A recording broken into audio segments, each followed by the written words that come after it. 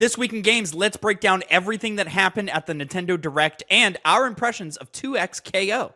This is the Two Penny Gamescast.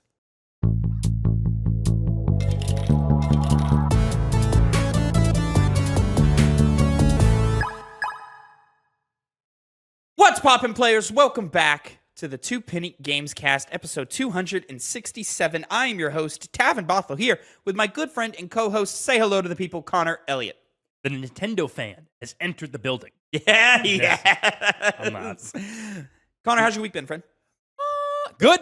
Yeah, it was Good. good. Yeah, positive.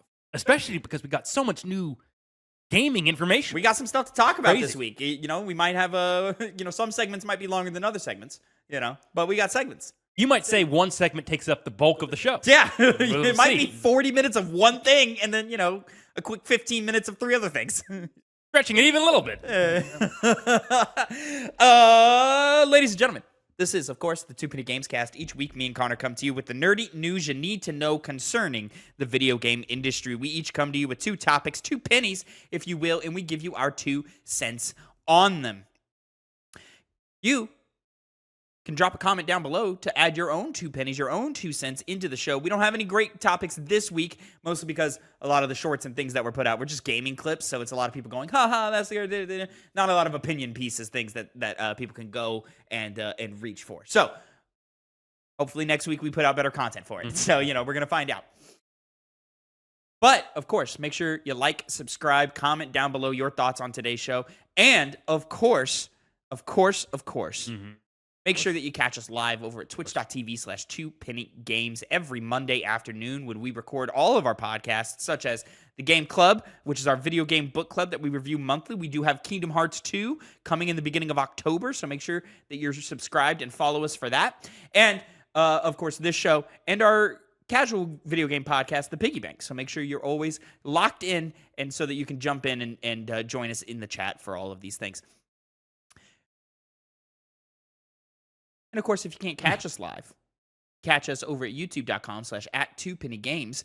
Every Tuesday, 8 a.m. Central Time is when this show goes live, alongside every mainstream podcast service of your choice.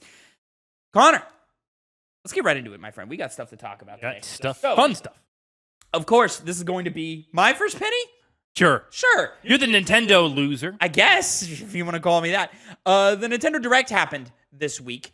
And it was about an hour of news, updates, and a bunch of exciting things happening with Nintendo in general, but specifically the Switch 2. This was their first Nintendo Switch 2 Direct. Which is funny because they had done one a little while ago. Yeah, but there was nothing. it was just a game focus or third-party publishers or indie Yep. titles and things like that. This is the first one they've done since the launch of the Switch 2 that is like solely about the Switch 2.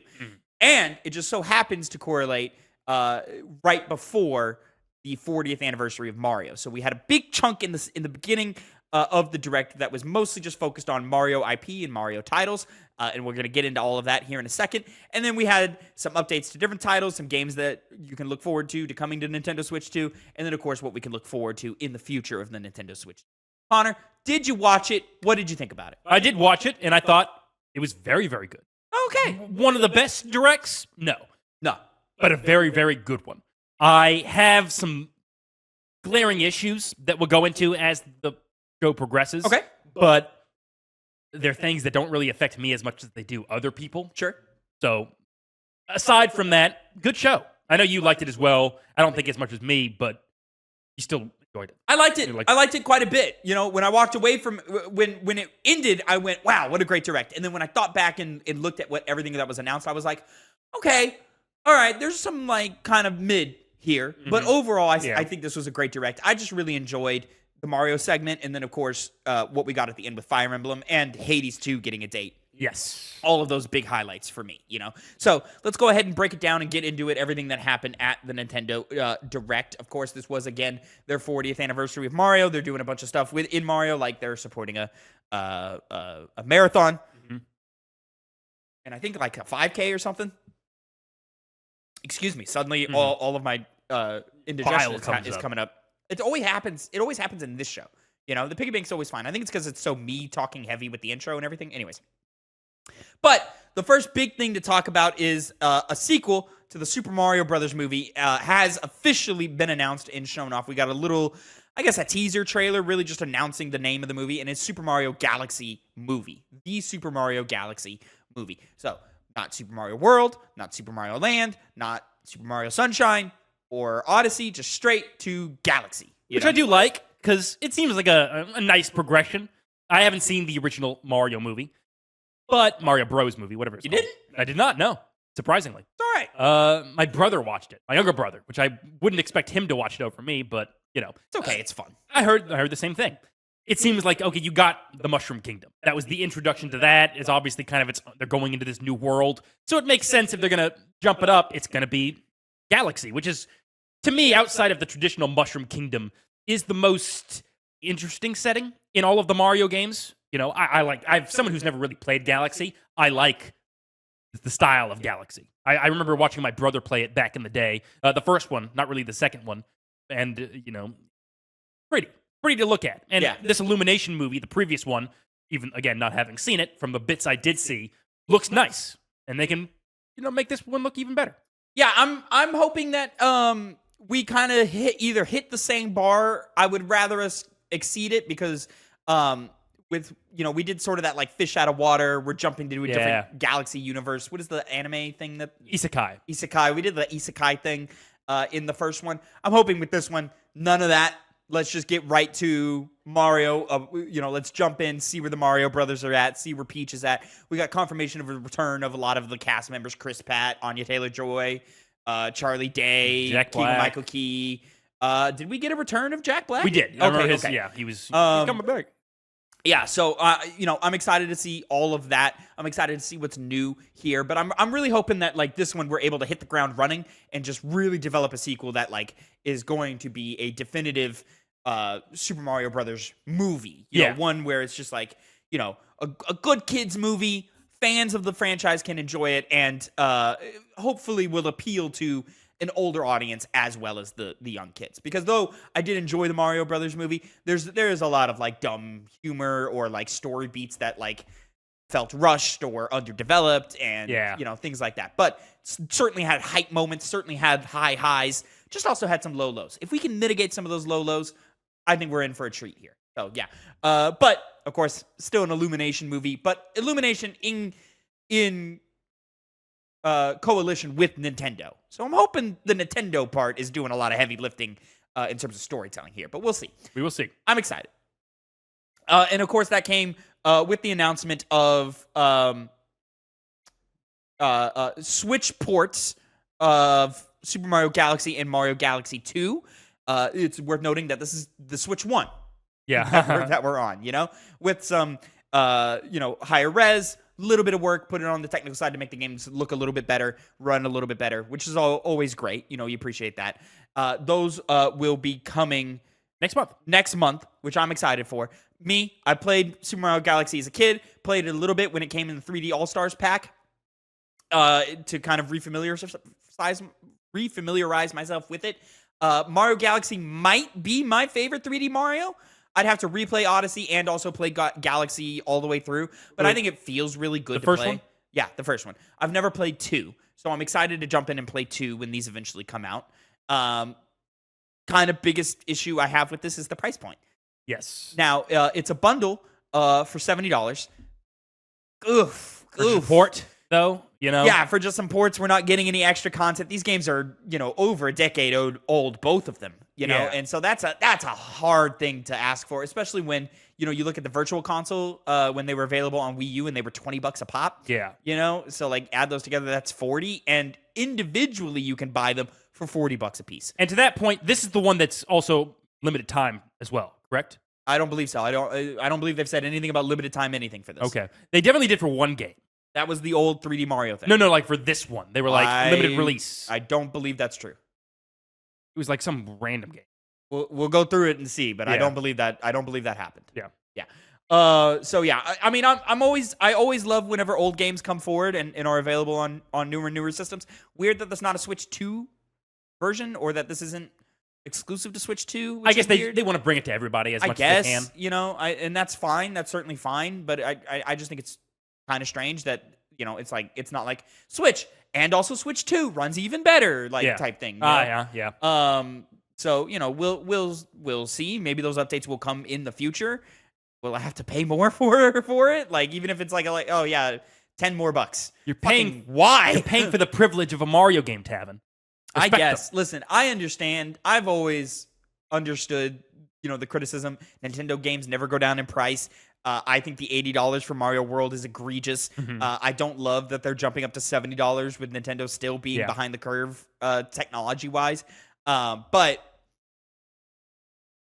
I've kind of I've personally given them a lot of allowance because they are usually incredibly high quality game makers.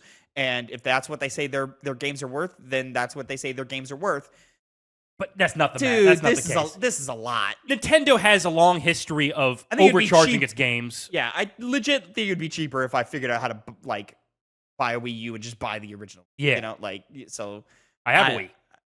A Wii U. Well, Wii U, So yeah, that's a real tricky spot to be in. $70 is a lot for these two titles. It is way too much. It's a lot. Next, Mario Tennis Fever. There's a new entry into Mario Tennis. Sports games, Mario sports games have been on quite the downward trend lately. Mario's Tennis Aces was all right. Mario Golf, not so much. Mario, the Super Strikers sequel thing that they did, even less so. So I'm a little cautiously worried about this. I'm also a little sick of just seeing Mario Tennis and Mario Golf again and again. I would like it if we switched it up. Baseball, basketball, something different, And so fucking chess. I don't know. Mario Chess actually sounds fire. So, Mario Tennis Fever is announced coming this next spring, I believe they said. Yeah. Doesn't say they here, which is weird. Oh, a new Mario Tennis year. out next year. All right. That was a running theme with that was a running theme with this direct. Is there's a lot coming in the spring of next year for Nintendo. Mario Tennis Fever. I mean, sure, it looks good. I like, the expanded roster. I liked all the characters that they showed off were going to be in the game. I'm like, awesome. Pauline, fantastic. That's a great pick. I liked the little rackets gimmick of every racket has its own ability type thing. It looks like a quality game. And I remember playing the original one and being very fond of it. Yeah. The back and forth that goes on, especially when you would randomly hit your special shots. I always remember, I think it was Mario that did it, obviously, where he would hit his ball and it'd go on fire and it'd be way faster and heavier hitting. I liked those old sports games a lot back in the day, and this one seems fun. But we kind of talked about it on our piggy bank, where this is very much a party game, and there's a lot of other party games you would kind of jump to first before coming to this one. It'll suit somebody, hopefully me. Maybe I'll play it, but unlikely. Hey, look good. I especially like how it changes up the maps. It seems like that's where a lot of the fun will come in, not just the different racket types, but it didn't really go too in-depth into it, so I don't know how different that'll make each individual playing field, but it'll be interesting to find out. Yep. Next, Super Mario Bros. Wonder is getting a Nintendo Switch 2 edition alongside some extra content in Meetup in Bella Bell Park. This actually looked really cool. First of all, Mario Wonder is a fantastic game, and I'm glad that it's coming to Switch 2. I think this is the one that they said is going to be running at 120 frames, which is fantastic.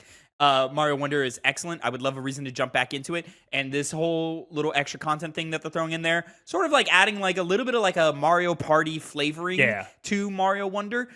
Awesome. I really did enjoy everything I saw in that. I'm overpriced, I'm sure, but I think it's one of those things that like if you already have Mario Wonder, you get it I think it's like less expensive or whatever. That was my question because I was going to laugh at you. I think that's how they usually do. Like I think Kirby and the Forgotten Lands, if you already had it, was cheaper. I don't know by how much, but I think that's how they've been doing things. Is you do have to pay to upgrade, but you don't have to pay as much. I hope that's been the case for everything. I'm pretty sure it has. But yeah, Mario Wonder is fantastic. If you haven't played it, you should play it. And then they ended the Mario 40th anniversary segment with the announcement of a new game. It's a new Yoshi game, which I understand is a Mario character, but that's weird. And then the fact that, we're going to get into it in a little bit, the Donkey Kong DLC. Donkey Kong is also a Mario character. Why was that not also here? I don't know. The rules are weird. These are weird Nintendo decisions. I remember playing Baby Mario. What was it called back in the day? Yoshi's Island? Yoshi's Island, yes. Super Mario World 2, Yoshi's Island, something like that? It was fun, but I didn't really get captured by it like I have some other games in the past. Yeah. So brand new Yoshi Adventure, Yoshi and the Mysterious Book, coming next year. Really enjoyed the art style. Yeah. Got sort of that, not claymation, but what is that? Like limited frames sort of art style. I don't know what you would call it. I forget it, but it looked fantastic. Let me see if I can skip ahead and find out where it is here in the direct. Is this it? That is Mario Wonder. Wonder. Mario Wonder, so we're close. Oh, and they also announced, the flower from Mario Wonder. You can buy a physical thing of it, and it won't shut up. So everybody is really, really excited about all of that. So here we go. Yoshi and the Mysterious Book. Weird name. Don't like the name. Yeah, it's not as... Yeah, what fucking...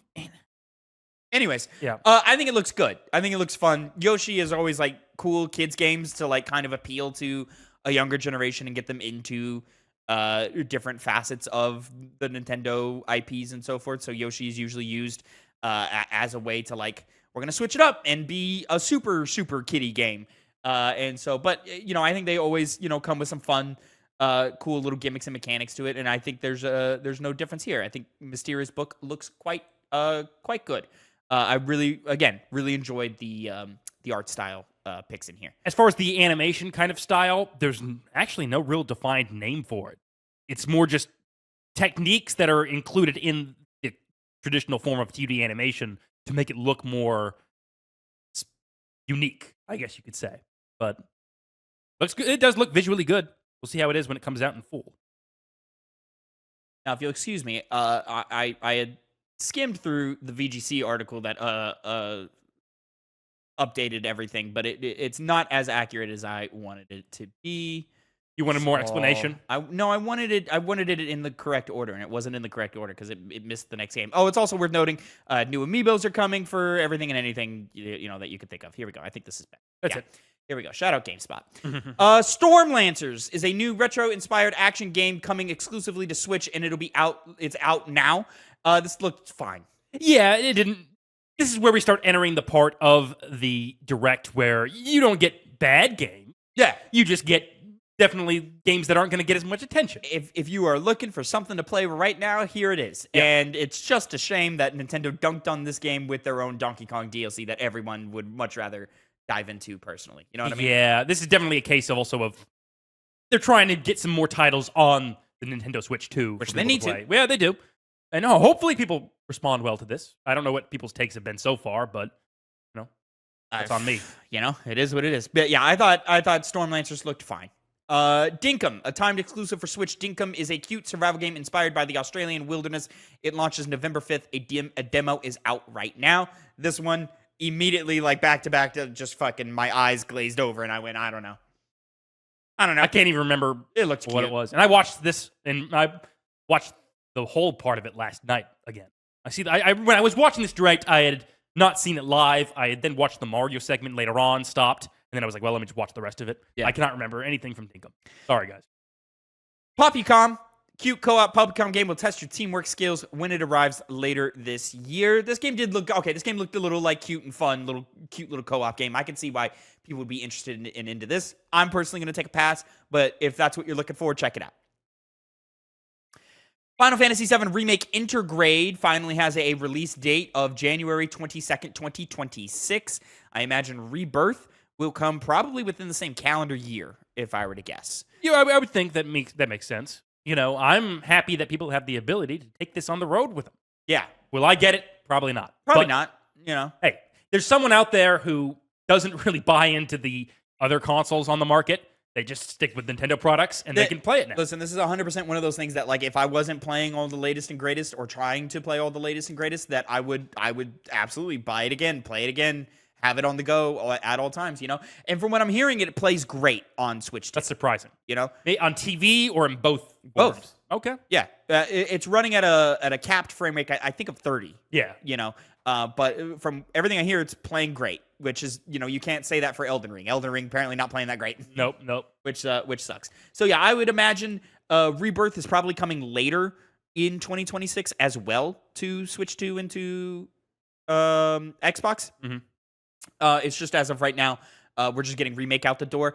And because I believe that they are shooting for Part 3 to come out in 2027, which would be the 30th anniversary Okay. of Final Fantasy VII. So I believe that's what's happening. 33? Yeah, the directors have confirmed that they have an internal date for Part 3. They say development's going fantastically. And, there's been a lot of headlines going around of they're going to do their best. They've already confirmed Part 3 will eventually come to other consoles. The way they phrased it, they kind of left it vague. I interpreted it as, for a little while it's going to be exclusive to PlayStation and then it'll come out later. Hey, on by me. I got a PlayStation. Tomodachi Life Living the Dream is coming out spring 2026. Had a pretty decent and chunky trailer here. Looks like a Tomodachi Life game. See, I'm not familiar with them myself all that much. Yeah. So it almost seemed like, is this just, they're trying to make it more like Sims? Was it always kind of like Sims? It was always kind of like Sims. It was always kind of like It's this Sims. weird, simmy, you're taking care of your Mii's game. And, it's just a goofy game. Of course. It's a real goofy game. It's not meant to be taken that seriously. It was a fun little, I think, 3DS title that, had a cult following behind it and so forth. It's cute. It's funny. It's a cool little, all right, I'm checking in and doing my things and then I'm moving on. And now they got the little speech to text, text to speech. Those were in the last game. I know they were, but it always sounds weird to me. I think they do it on purpose. Yeah, I guess so. There was that one game where they sung, and people did some really weird things with that. I'm sure they did. Yeah. Hades 2 was given a release date here of November 20th. Nope, that's not right. September 25th. Out digitally on Nintendo Switch 2 on September 25th, and a physical release arriving November 20th. Very exciting. This broke the camel's back. I bought a Switch 2. It's sitting in the other room. I really haven't had time to play much with it or dive into Mario Kart or Donkey Kong, but I bought one and it was really easy. Came the next day. I was like, oh wow, I have it already. Yep. So, if you're looking for a Switch 2, you can get one pretty easily now. And quick too. Yeah, literally the next day, which I was not expecting at all, So, I got mine. It's neat. This is what did it for me, which is funny because Hades 2 is one thing that, in the back of my mind, I was always excited for, but I never thought that, I was never, jonesing for it. And then, they said, yeah, you have a release date. It's coming in the next 2 weeks. And I went, shit, I need one right now. This, combined with life situations, made it for me as well. I will get it before this comes out because every single time I thought of the Switch 2 and getting one, I was like, you know what? The only thing that can make me get it right now is Hades 2. That's a little ways off. I could wait a little bit. The waiting came shorter than I thought. I should have, because we already knew it, but I didn't even think about Hades 2 on the Switch. I was just thinking about Hades 2 generally. Yeah, see. And then when they announced it here, I was like, wait, shit, do I want it on Switch or do I want it on Play? And I'm like, easy. I didn't platinum the first game. It's not really a game I'm interested in platinuming, and I liked my experience more on Switch than I liked it on PlayStation. Still liked it fine on PlayStation. It played better on PlayStation. Sure. But the pick up and take it everywhere factor of it, I was like, so much I mileage. need this on Switch. And it's funny how it was always like, okay, basically it's going to be between Game of the Year, Silk Song, or Expedition 33. No longer. No longer. It is, honestly, after now that Silk Song has come out, I think Hades has a better chance of getting that award. I kind of do too. And listen, because there was some mixed, not overall. I was gonna say, mixed. Yeah, the Silk Song reception has been quite positive. Yes. Let's not get it twisted, but it wasn't as positive as I was expecting.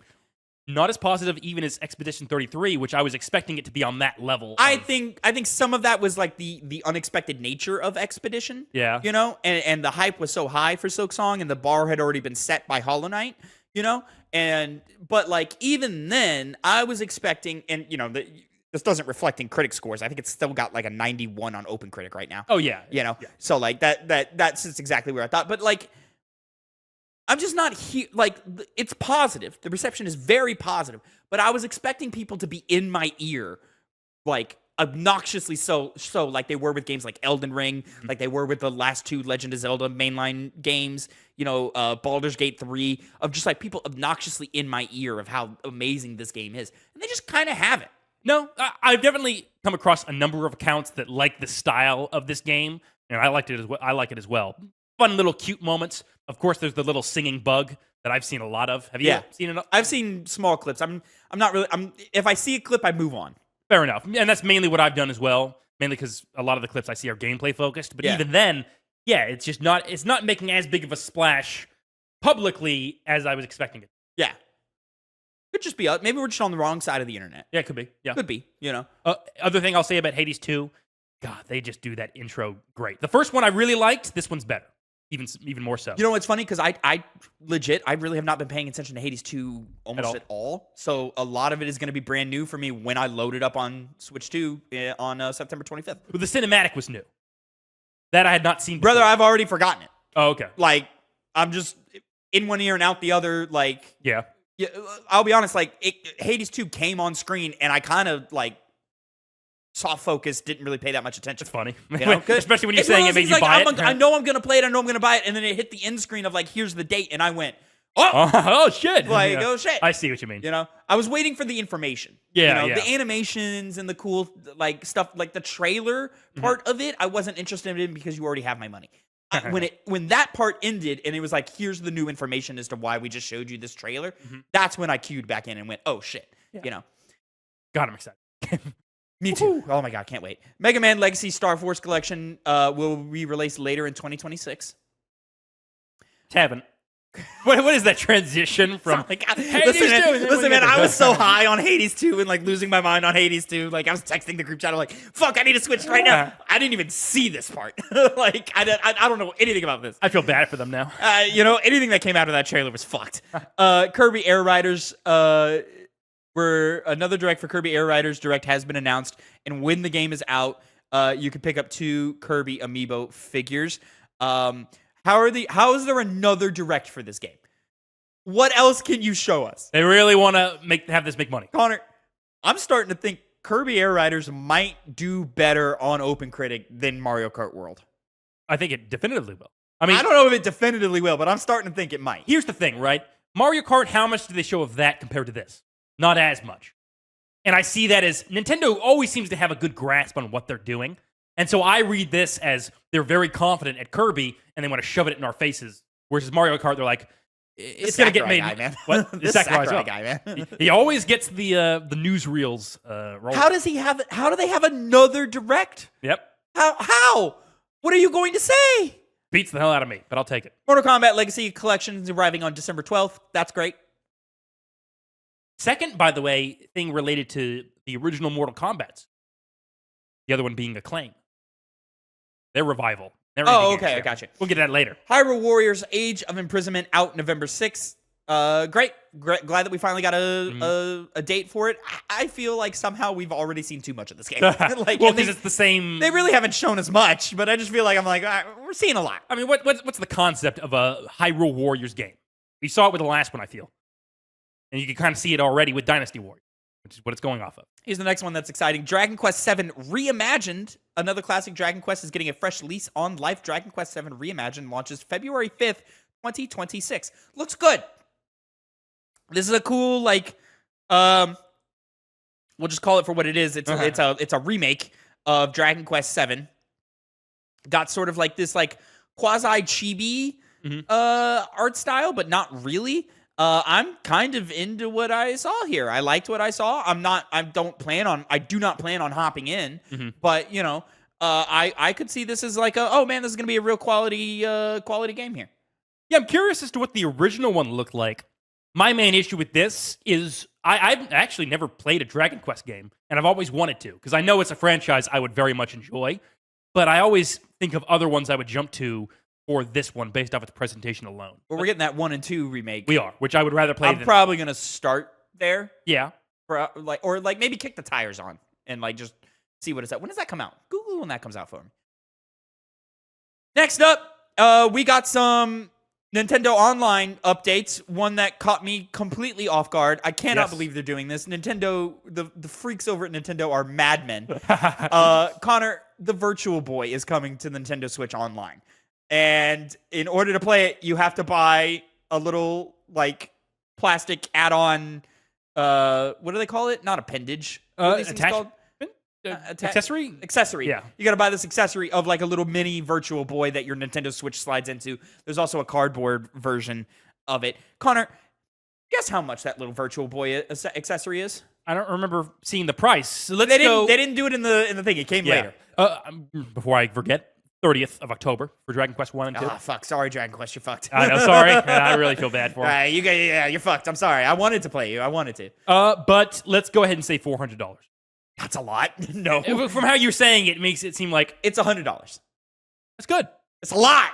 For It's a- a piece of plastic with little lenses in it. Hey, the fact that you're bringing back something like this, They know, $100 they know not everybody's going to go for it. This is for the collectors. They do, but that's what I like. It gives you access to games for relatively a cheap price, considering what the console is. There's also a cardboard version you can get for like Of course. I think it's like $25. Why not? You know. Okay. So yeah, that's how you would play your Virtual Boy NSO classics on that. If you want to subscribe to that and do that. Listen, neat. I really respect that you brought it back. I really appreciate that you know for gaming history and all that. You know, Nintendo, there's some other things you probably should have brought back first, you know, but I'll take it. And it seems 14 games to be released over time. You got I think no that's choice but to all take it. 14 games that released for the Nintendo Virtual Boy. Next, Metroid Prime 4 Beyond got a trailer with the introduction of Samus has a motorcycle. Yep. And the motorcycle's cool. It is. It's neat. But then they showed the gameplay of it, and I went, that doesn't look good. It did not. The world itself doesn't seem like it really could be that open. Yeah, I don't know about you, but that suddenly made me very concerned for Metroid Prime 4 Beyond. And so, you know, I'm hoping that, like, maybe it's just a single segment of the game, or it's just like a transition from area to area thing. which I think so. But that implies that there's a hub, and Metroidvanias don't have hubs. Well, they could just do levels. Nothing really. That's like you said, the transition from one level to the other could be a vehicle segment before you get to the next area that you're staying on. Yeah. So are you saying there's like multiple of these segments like spread across? I would think so. Because the way it's framed here, it makes it seem like there's a hub. And you keep going back to this hub to then go to the next level. And that's not normally how Metroidvanias play. Well, I feel like the whole thing, yeah, because especially with Samus in Metroid games, it's always like your hub would have been your ship, where you would arrive on levels with. So it makes it, maybe it's just going from one location to the other. What the fuck is this that's playing on screen? The Fatal Frame? Yeah, that's Fatal Frame. All right, cool. Metroid Prime 4 Beyond launches December 4th, 2025. They just under the wire. They made it, you know? So we'll see. Metroid is now in a place where, like, I thought it was going to be, it's going to be guaranteed good, but maybe not great. You know, and now I'm starting to wonder, I'm like, maybe it's just guaranteed okay. Nah, trust the process, Tavin. I'll trust the process. You know, I'll see what it's got, but I'm like almost unsold on Metroid because of the introduction of all that. You get some Metroid Prime amiibos, same day. Pretty Wow. cool. They look good. Donkey Kong Bonanza, DK Island, and Emerald Rush paid DLC launches for Donkey Kong Bonanza out now. Adds new activities, challenges, and a few familiar faces to the smashing game. It's got a roguelite mode. Yeah, which this, regardless of whether this stuff is good independently, it is, because the base game's as well regarded as it is. But this is one of my other big issues, and you've kind of brought it up as well. You were the first to bring it up. Where why are we getting this kind of DLC that's doesn't seem that big? I mean, the Emerald Rush mode seems pretty substantial. It seems fairly sizable to me.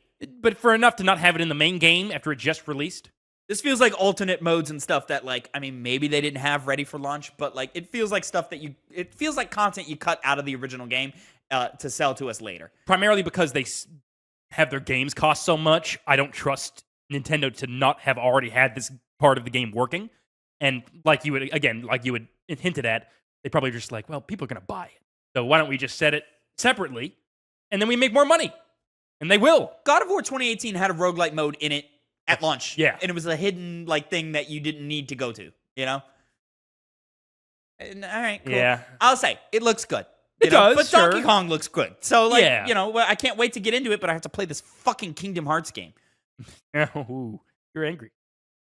Pokemon Pokopia, available 2026.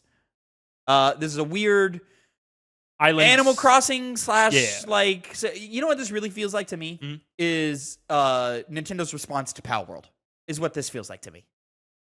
Really? Yeah, because it's got this, like, sort of, like, village building simulator type stuff, which like I forgot that was in. I mean, Pal World was a survival game, so you were building out things and you had like it's even got the same mechanics of like you go out, you get Pokemon, you bring them back, you assign Pokemon to a job. Same thing that was going on in Pal World, except now we don't have the guns and we're not like fighting creatures. We're just out and we're getting more Pokemon and so forth. So, but it's like a weird game where like you play as a Ditto.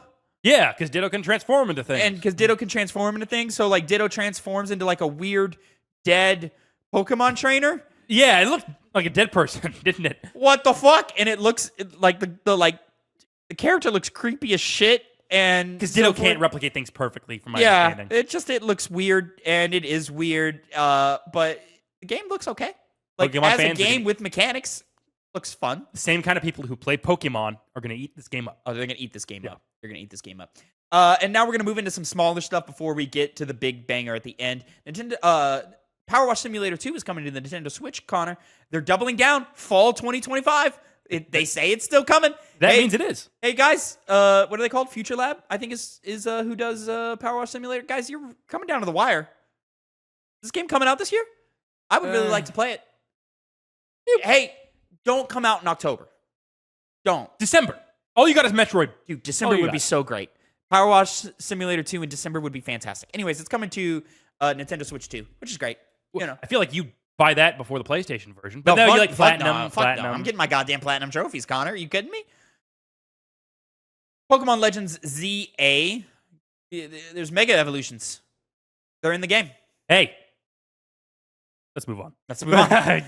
Phil's not here to make us stay on it. Pokemon's Legends ZA is getting paid DLC. Okay. Mega Dimension, where you're getting Mega Evolutions of the fucking Raichu or something, And, there's different Mega Evolutions that you can get for your Raichus. I bet it'll be cool. It seems like it was a diversion from what Legends ZA is going to be. So, hey. Again, Pokemon fans, have fun. Danganronpa 2x2. Danganronpa 2 Grave Despair is getting a remake, and like the original game, you'll need to flex your cerebral muscles as you poke holes in the alibis and piece. I don't know why I had trouble with that. Oh. I thought it was like a weird like Danganronpa thing. So, alibis and piece various clues together in this murderous mystery game. I'm not going to play it, but I'm interested in playing Danganronpa, which is on our game club. Yeah, but it's like a specific one that Phil wanted to play. Oh, was it? Yeah, it's Trigger Happy. You're Trigger Happy. Wasn't that the first one? I don't know. You look into that for me. Maybe not right now. Yeah. Resident Evil is coming to Nintendo Switch 2. We're getting a 2-pack of Resident Evil 7 and Resident Evil Village coming February 27th, 2026. And then, of course, Resident Evil Requiem is also coming to Nintendo Switch 2 on February 27th. It's weird seeing Nintendo actually be able to release games that aren't only in their house. I'll be honest. Resident Evil are games that, like, I want the fidelity to be kind of as high as possible, and you're just not going to get that on Switch 2. So I will have a solid, I'm cool. Yes. Mm-hmm. Maybe like the old school Resident Evil games I would play on a Switch. That kind of makes sense to me. But, like, anything basically from the new era of Resident Evil 7 and beyond. No, I don't need to play. Maybe Resident Evil 4 remake I would play on the go. That seems like it would be kind of fun. But you got your PlayStation Portal as well, portable. Yeah, I feel like that'd not be the more same, and you got to be hooked up to Wi-Fi, Resident Evil Requiem, I absolutely will not be playing on February 27th. I also think it's weird that they're all launching on the same day. Why not space those out so that people can play 7 and Village in the lead up to Requiem? Yeah.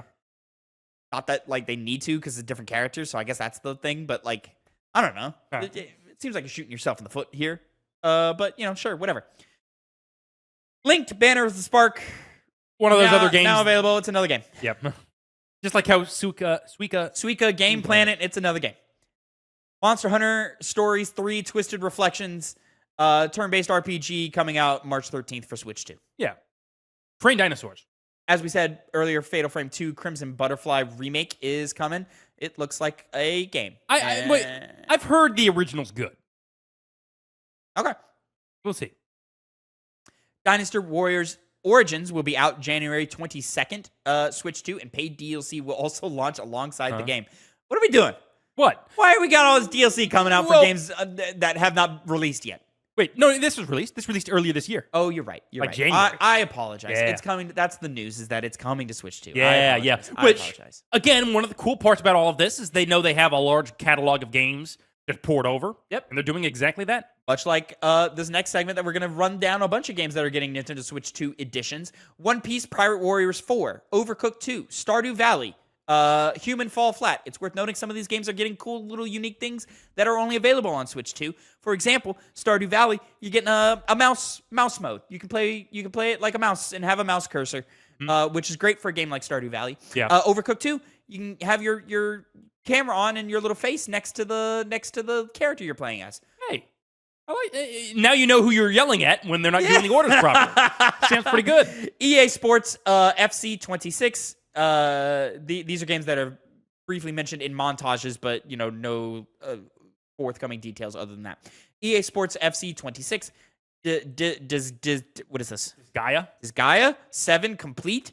Little Nightmares 3, Persona 3 Reload, Lego Voyagers, Dragon Quest 1 and 2 HD remake. Virtua Fighter 5 Revo World Stage, and 2 Point Museum. And then finally, Connor, the thing that excited me probably the most, question mark? I don't know. Hades 2 is up there too. Oh, and some of the Mario stuff, I'm excited for some of that. But I'm real excited for this. The difference with Fire Emblem Fortune's Weave is that you didn't know it was coming. Well, I guess Hades 2 you did as well, but it was the release date that was crazy, not knowing that Hades 2 is a game that's coming to Switch. And you know what? In the back of my mind, I went, it's been a while since we had a Fire Emblem. I know we just had Engaged a couple of years ago, but it's been a couple of years now. It's been, like 3 years? Kind of feels like it's time for a new Fire Emblem. Yeah. Here we go. I was waiting for it. Fire Emblem Fortune's Weave coming out next year. Switch 2. Very exciting. Looks great. Colosseum inspired game. Going into the Colosseum, fighting some stuff. There's a part of Awakening where you're doing a fight in an arena similar to this one. There's also one from one of Marth's games where that happens. So they've had like tournament kind of stages, areas. But that's like an area. This is the whole game. Is this? And yes, it is. Which is why I'm interested to see what they're going to do with that narratively wise, and how the game's structured. How do you make that 80 hours? Right? Exactly. Well, I guess they allowed you to attend school. Well, school's inherently a long time. Thing. But the thing that I was wondering this entire time is this because it takes place after the events that set up Three Houses, definitely. But I'm curious whether it takes place after Three Houses or before it. It seems afterwards. I think someone mentioned there was a weapon that was used in the game that is only like in the world of Final Fantasy or Fire Emblem after Three Houses, but I didn't know what that was. So I'm curious to see because Sothis is also older, but it could also, I guess that could make it a prequel to the events of the first one. Of Three Houses. Everything you've said has gone over my head. I always forget that Fire Emblem is a shared universe. It is, yes. Which, again, to me, it's always just like, it's a new one. And they mentioned specifically how that's going to be important, like within the Fire Emblem world. So, God, it looks so good. It does look very good. It looks pretty. And they all look. Engaged didn't look that great. Well, okay. And I think also Three Houses didn't look phenomenal. Mm-hmm. I think part of that is because it was on the Nintendo Switch. And so Switch 2 being a much more powerful console is allowing for a lot more to happen here. But I think this game actually looks pretty. And I don't know if we've had a pretty Fire Emblem to this degree. Mm-hmm. Of course, on the old handheld games and so forth, those look great, but those were on handheld, so they're pixelated. They're sprites. They're sprites and so forth. And limited in animations and so forth. Whereas this, it's like full blown. We got all the effects. We've got environments that look good. We got characters that are emoting, and of course I've played a Fire Emblem. I understand it's not going to look like this all the time. I understand there's going to be a lot of auxiliary battles that have very limited animations in them that don't matter as much, or they're little goofy story arcs along the way. But man, I'm so excited. Also, I don't care. From an asset creation perspective and budget, and we need to supply the player with 100 missions so that they can level up their characters and so forth. Really smart to do a Coliseum thing, because then it's just hey, walk up to the guy for your next match. And you'll fight in a match, and the environment will be remixed, but it'll use a lot of the same assets again and again and again. And to that point, since it's a Coliseum game, it's based in an arena, and you see other characters that are all coming to fight for their own purposes. How is that, I wonder, going to work as a team? Building your team, I had questions of that as well. How does that work? Yeah, maybe the structure of the games are going to. They're definitely going to factor into that somehow. Yeah. Another curious thing, it was the guy with he was teleporting, he warped, and then he did that critical hit where he did the flip in the air. Uh-huh. I think at certain point his level popped up and it was level 30, but it was like a starting class. So I wonder, because in Fire Emblem, for those that don't know, it usually caps out at 20, and the initial classes do, and then they all do. But after you finish that initial class at level 20, you upgrade it and do a couple of different paths that you can choose, and then that goes up to level 20, and that's your max level. And you're going over 20 with the first class you get, one of the first class that becomes accessible. To kind of explain that in more words, a warrior class could become a paladin or something like that, you know, or a holy knight. A holy knight, you know, something like that. Like a specialization to the class to get them to advance and so forth. Yeah, I'm very, very curious about all of that. It being in a Coliseum, do you think we're still doing the death thing where we're killing characters? Oh, I think that's a mainstay in Fire Emblem. Yeah. It's never not been the case in Fire Emblem. Except, no. The only exception was Birthright. It was that combination with Fates and Birthright. But it kind of was marketed as, Fates is the more traditional Fire Emblem experience, whereas his Birthright's a little bit more for the newer audience. Okay. So that's the only time they've deviated from that. Based off of the setting, don't be surprised if maybe it doesn't go away, but if they change it. Yeah. You know, maybe you can only die in specific missions, or maybe they'll have you choose who dies. You know, I don't know. I'm imagining these characters, if they die, it's like a game over, like the house leaders type situation. Yeah. You're there's important characters where it's like, hey, we need them to live for story reasons, you know? So, I don't know. We'll see. But I'm super, super excited for this. Can't wait. I'm so excited. You know? Game of the year next year. Possible. What do we have coming out next year? This is the most... We got Grand Theft Auto 6. Hey, we don't have Hades 2. And rumored, Jesus Christ, I didn't fucking set any of my goddamn camera angles. Oh. Fucked. Is it? Oh, I see. Still, at least I'm present. No. Funny is I did this last week and I did. Well, we were right. About 40 minutes. This took a little over 40 minutes. Yeah. Look how we're so accurate about everything we say and do. Moving on, Connor, to topic number 2. And we're going to say this is your first penny of the day. Yes, I would say it is my first penny of the day. Yeah. Yeah. Yeah. You good? Yes. All right, great. Take it away. Resurrected gaming publisher Acclaim announces 9 new indie titles. Acclaim Entertainment, a formerly defunct gaming publisher revived back in March, revealed 9 new indie games at a presentation called Play Acclaim Showcase. Quote, we're ecstatic to relaunch Acclaim with a lineup that captures our legacy of bold creativity and delivers fresh, unforgettable experiences, said CEO Alex Yosef. Quote, these games are just the beginning of our mission to redefine fun for players everywhere. The announced titles and the developers are as follows. Chaotic delivery game Tossed Down from Fear Factor, F-E-R. Survival action roguelike Ground Zero Hero by Rowan Edmondson. Basketball classics from Namo Gamo. Pixel Washer from Valadria. Dungeon crawler Grid Beat from Ridiculous Games. Metroidvania Katanaut from Voidmaw. Hyper Yuki Snowboard Syndicate by Wabi Sabi Design, Roguelike Talaka by Potato Kid, and Metroidvania The Prisoning Fletcher's Quest from Elden Pixels. Originally founded in 1987, Acclaim began publishing video games in the NES era, and would most notably go on to publish the home console versions of Mortal Kombat 1 and 2, 5 out of the 7 entries in the Turok franchise, and the first and second Burnout titles. Through mismanagement and poor game sales, Acclaim would go defunct on September 1st, 2004, before a number of its assets were split up amongst other companies. Its revival would occur on March 4th, 2025, when the Acclaim trademark was acquired by former Activision employees, with wrestler Jeff Jarrett signing on as a major investor. So, this has been the year of revivals and deaths in a way, with Game Informer dying, coming back. You had Hi-Fi Rush's developer Tango Gameworks rebranded, but being able to come back. And now you have Acclaim. You know, these games are going to break the bank, but it is interesting that a game company like this, who did publish so many big name titles back in the day, comes back and says, let's tap the brakes a bit. Let's just make indie titles. It's a bit safer.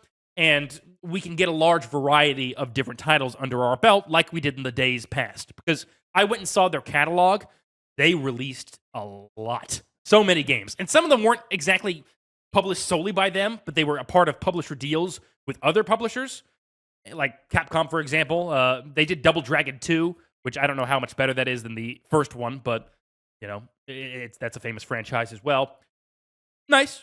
We'll see if these games break the gaming world, so to speak. But Acclaim's been gone for so long, and I feel like most people, myself included, never really even knew about them.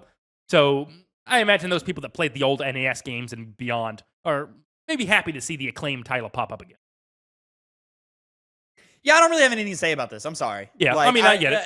I wish I could, but none of these mean anything to me, and I don't really know anything about Acclaim, so that's on me. So I don't have anything super interesting to say here. I mean, I don't think it's the biggest news in the world, but the next big, other than the Direct, the next biggest news was rumors and leaks that Wolverine is coming next year alongside the Venom game is still in development. We just talked about that last week. But it's all fucking rumors, so we'll see. Yeah. So I don't know. Cool. Always glad for more games to come out and more indie devs and more things happening. I hope they'll pop up in a Direct and catch my eye. And hopefully they'll survive and their games don't, make them get canceled again. Yeah.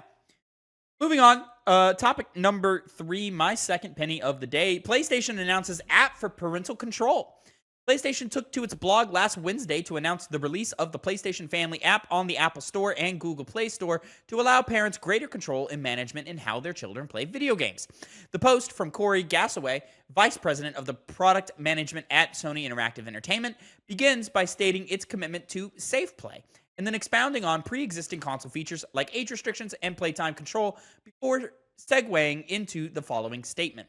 Quote, "Today, we're pleased to announce our next step in this commitment with PlayStation Family, a new dedicated parental control mobile app available on iOS and Android devices. PlayStation Family app will be launching around the world starting today. PlayStation Family app is a new experience to help parents set up and manage their children's gaming experience on PlayStation, straight from their supported mobile devices. The app includes a number of new customizable features for parents to manage their children's playtime, including an activity report, more visibility into what their children are playing, and approving extra playtime requests, all at the tap of a finger. The key features of the app are subsequently showcased alongside short videos that demonstrate how the functions are assessed and controlled in the app itself. The application allows parents to be notified of when and what game is currently being played, lets the parents approve or deny requests for more playtime, and access to games restricted by the parent, all while doubling as a direct line of communication to their child when they're on the console. Other highlighted features include daily and weekly activity reports, content filters, and the ability to manage both finances on the console and social features like text and voice chat. Issues regarding child gaming have increased this past year when online gaming platform Roblox began facing a lawsuit from the state of Louisiana over its failure to protect children from online predators who routinely engage with the site for the purpose of grooming and sexually harassing children, prompting Roblox to enhance child safety features and guidelines. This is neat. Yeah. This is cool. Hey, I'm going to send this to my sister about, and be like, hey, here, in case you want some more control with your children, here you go. Here's some cool things. I expect this will not be the last time we see heavier parent controls and ease of accessibility of parent controls to all these different parents in what they're seeing across the board, whether it be on PlayStation, Xbox, Switch, which Switch already has some great parental controls. I don't know about the parental controls on Xbox specifically, but I imagine you'll start seeing some things on probably some PC page storefronts like Steam, Xbox, and then whatever the hell Roblox is on. I don't know. Yeah. Or just Roblox itself eventually will probably figure that out as well. So, yeah, expect more and more of this. But, of course, it's always great whenever, you have more control as a parent in what your kid is playing and being exposed to. Video games very often lean on a lot of violence and a lot of hyper-sexual type stuff going on. A lot of mature content in games. And, it can be kind of tricky navigating all of that because a parent doesn't have the time to play every, game that comes out or do a bunch of research into it. So, I like the point where they go, hey, there's like filters and content warnings and stuff like so that you can know exactly what's in your game. Yeah. Times. That's good stuff. They probably didn't start working on this in response to the Roblox lawsuit too soon. Too soon. But I definitely see that as being we got to get this thing out. Like, certainly. Because now that I think it was more of like right call. Good call. Fair enough for them. But I do think this is going to further push companies, like you said, to start doing more parental control because they now realize, well, if we don't do it, you face a lawsuit. Yeah. Now, Roblox, notably bad. We talked about it 2 weeks ago now? 3 weeks ago? A couple weeks ago, yeah. Yeah. There is literally a site that's easily accessible where it's like groominghub.com. I can't remember what it was called, but it was a group on Roblox that's entirely dedicated just to grooming children. And they would do so in mainly VR chat. That's the big way it seems to have been done recently, but text-to-chat as well. And I hope that other companies get that same idea of maybe we shouldn't allow kids to be able to talk to whoever on our new generation of consoles. Because I remember back when we played, like the PS2, the GameCube, the Wii, whatever. There wasn't that same level of connection that you can make with random people online. Technology just wasn't there. It was not there. And so as you saw that develop, specifically in the 360 era to the PS3 era and beyond, you saw, I remember getting sometimes messages if I did bad in the game of some guy cussing me out, sometimes in a voice recording, because they were so passionate about it, which that's fine. But it becomes an issue when they're doing things beyond that because kids are very easy to manipulate. So, good. Yeah, there was, to that point, like there were studies back in like 2013 or 14, I think. I was in high school. So yeah, 13 or 14-ish of like terrorist groups using PlayStation chat to communicate with each other and so forth. So, just a lot of like crazy things that happen in these chats these days. There are, and maybe less so now. Connor, I want to move on to our final topic of the day. This is going to be a short little preview with some limited experience. You, my friend, have been playing 2XKO, the new fighting game by Riot. Based in League of Legends universe. Yeah, with all they've got themselves a little beta going on right now. So go ahead and tell me your experience with that. How much have you played, and what are you thinking so far? Well, I played 2 sessions, one of which was with friends, with the cool feature of having 4 players be active in a single game at a given time, which not very often you see, even with these 2v2, usually they're 3v3 fighting games. So I very much had a fun time playing it, even though there was some frustration on my part due to the fact that it doesn't operate the same way a lot of other fighting games do. They gotten away with the motion controls. Usually games, instead of they just do directions, like you do forward and a button press to do your move. Usually games have had the general standard of, even though they have these more simplified controls, because fighting games have entered into an era where they're trying to be more accessible. But usually they would still offer the motion control inputs just for players that are so used to playing older fighting games, and they would do the really smart choice of having the damage output on those kinds of attacks being higher than these more simple controls to do. So it rewards you for higher skill play. That doesn't seem to be the case here, and I did find myself missing those classic motion controls. Don't really seem a reason why they could do that. Let's redefine motion controls, because that's not usually what that's said. Is that what they're called? Button inputs. It's kind of fighting games are direction in their own world. inputs. Directional inputs. Yes, that's the better way to say it.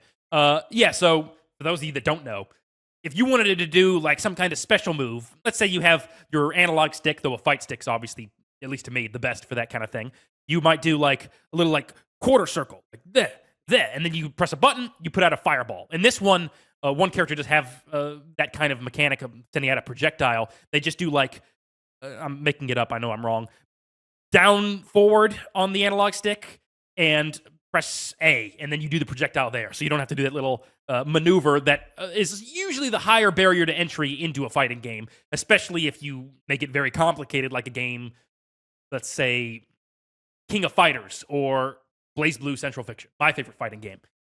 But the characters, they control well. The game feels nice to play in spite of that. My own personal grievance on that. The stupid thing, this is so ridiculously dumb, and some people have defended it. I don't get it. Is that when you're making a 2v2 fight, any fighting game that's not just you choosing one player, you have to have at least a pretty nice, substantial roster. Not the biggest in the world, but enough to where you have a lot of mixing and matching and things you can do. This one has 10 characters. In the beta, they only had 9. And the way they did it, this was so stupid. This boggles my mind. This is about the beta. And it's going to actually be stupid for the main game because it seems like you might have to pay it. I don't know how unlocking is going to work, but it gives you 2 tokens, right? And even though this only has 9 characters, 3 of them are locked. So the game says, all right, for this beta, where you should be able to get a feel for what the game's like to play, you can only unlock 2 of the 3 locked characters. So even though there's only 9 characters in the game as a whole, in the beta, you can only play as 8. 8 of them. Yeah. You can play them in training, but you can't play them in actual matches against your friends even or online.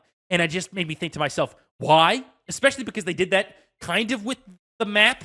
There's one map that's locked, and it doesn't even seem like there's a way to unlock it. I didn't dive too deep into it. It doesn't really matter if there is or isn't. Why is that behind a locking mechanism? When you're trying to introduce people to the beginnings, the basics of your game, including level design and how characters play. So I never really played as Jinx, who's the one character I didn't unlock. Because the other weird thing was the ones they put as barriers to unlocking was the grappler character. He's the only grappler in the game, so you would think they'd have him there. And Vi, who's one of the poster childs of the game. And Powder is as well. So no, Powder, that's what she's... Jinx is as well. So why not have them available from the get-go? I don't know. That's a big caveat I have for this beta, this closed beta. But again, the game, it plays well. When I played with my friends, I was sucking ass because I didn't really know how it worked, as is the case with a lot of other fighting games that try to break the mold a little bit. Because I'll repeat, most games when they have multiple fighters to choose from, the standard is 3. This one's doing 2. And I see why they're doing that now that I've gotten my hands on the game, because a very important part of this is tagging in your other player. Sometimes it's an actual other player, like a human being, to really extend combos and maximize damage. Because on my second day of playing, where I dive more into how the characters operate, my specific liked characters were Darius, the big guy with a giant axe, and the Ronin type character, Yasuo. And they played very well. They seem to have very unique styles of play. There didn't seem to be a character I touched that was too similar to another one. So that is better since you only have 9 characters to choose from this beta, 10 in the full game.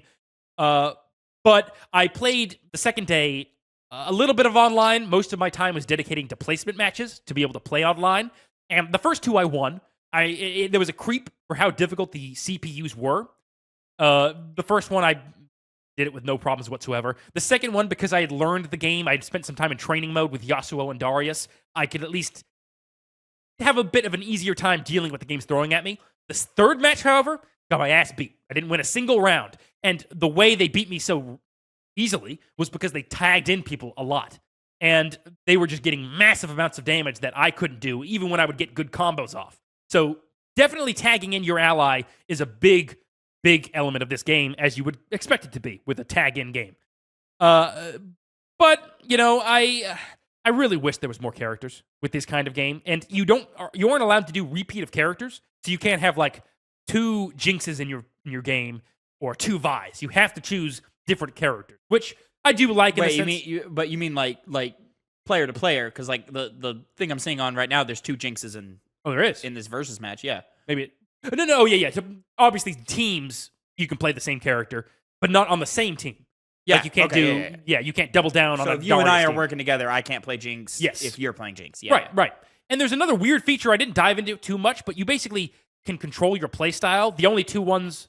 There's the base one, which is you have access to 2 characters. Though there were other ones that did the same thing. I don't know fully what the difference is. The other one's like Powerhouse or something like that. You still choose 2 characters, mainly for the purpose of assists, really only for the purpose of assists. And the main character you choose has increased damage and health, but you can't swap out.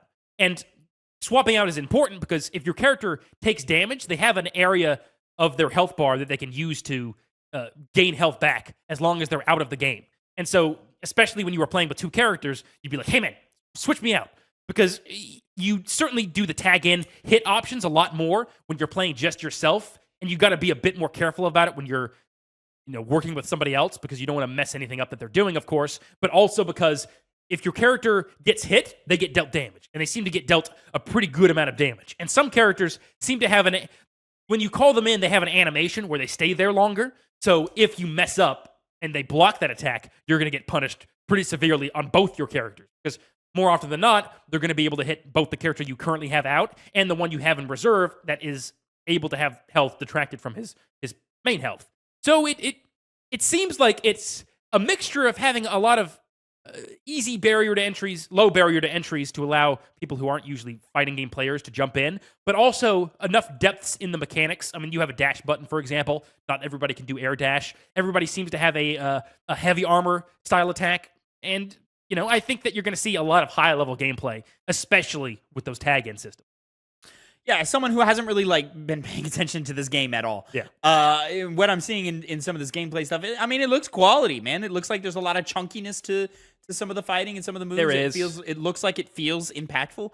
And at the same time, there's a lot of really cool, unique animations that give it a lot of style and a lot of punk feeling. They do. To it. So, listen, what I'm watching here on screen looks quite quality, something that I would not be afraid to kick the tires on. I agree with you. 10 seems like a low amount of characters. I mean, you can always add more later, I guess. You have to pay for them.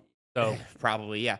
And so, yeah, there are definitely questions about that. But yeah, there's been a lot of hype, I guess you could say. There's been a lot of conversation about this game. There has been, yeah. And so I'm interested to see how people react to it when it finally comes out. Which to that point, the biggest issue I faced during all of this, aside from the character counts, is yes, there is a lot of cool, unique animations. They're heavy hitting. They crowd the screen too much. It's especially when you have players that are throwing out moves a lot more. Or at least the group I was playing with, it became who won that interaction? Oh, I did. Or I lost it. I guess I did. Sure. So you're just plugging in your combo buttons, but you don't know who's winning. So I'm gonna keep pressing these buttons, and hopefully it's me. Yes, and it's really because of the tag-in system, because they have such and the moves they do when you tag them in are no, they're not unique, not entirely. Some seem to be unique, but some of them were just based off of the moveset they already are able to use when you're just playing that character, and so it doesn't seem like it was the most optimized for having two characters at a given time minimum doing their big special-looking attacks and being able to also see what's going on. So that issue, we'll see if they are able to clear it up or maybe do something to make it more defined in what their moves are going to be looking like. I don't even know if this game's going to come out this year. I kind of hope it doesn't, so they can maybe, Is it set to come out this year? It has no release date. Okay, I would guess no then. Yeah, I would not think so either. Well, no. They said it was originally going to come out this year. They just never gave their release date. Let's see. 2025. So very likely. Okay, we'll see. I don't foresee that happening. Yeah. So, but I could be. I'm talking out of my ass, so I don't really know. But yeah. All right. Overall positive. Oh yeah, positive. Okay, great. Not as high as I would have originally been, but that's more because of the directional inputs.